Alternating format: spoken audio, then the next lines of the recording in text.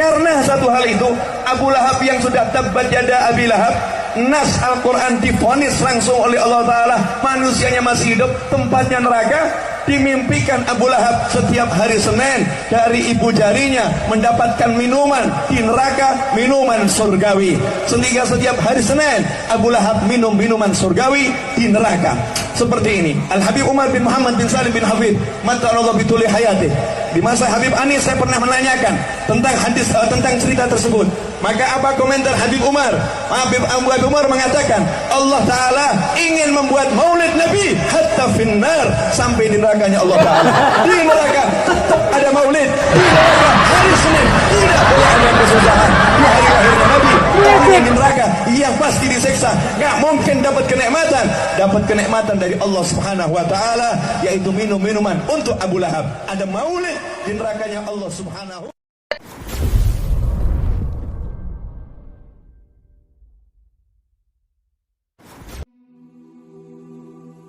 Bismillahirrahmanirrahim. Assalamualaikum warahmatullahi wabarakatuh. Semoga kita semua selalu dalam lindungan Allah Subhanahu wa Ta'ala.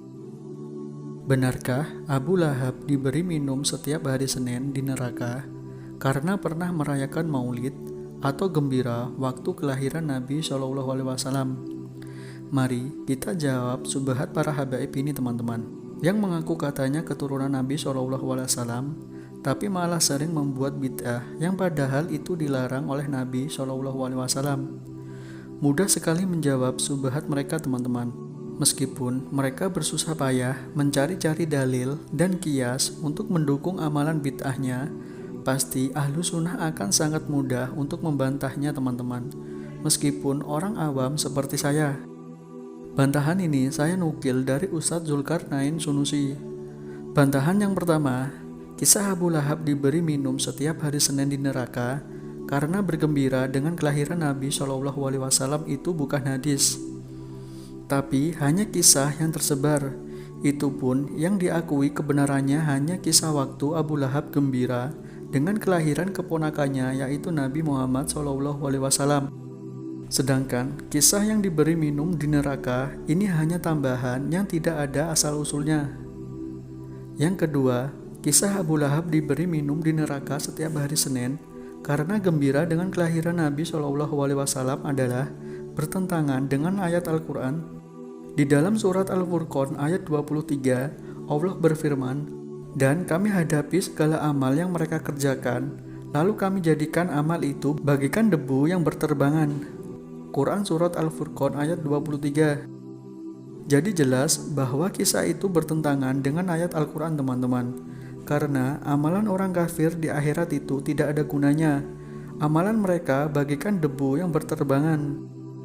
Yang ketiga, benarkah ketika Abu Lahab senang dengan kelahiran keponakannya Nabi Muhammad SAW, berarti dia sedang ibadah maulid atau hanya sesuatu yang wajar terjadi ketika seorang paman bahagia dengan kelahiran keponakannya?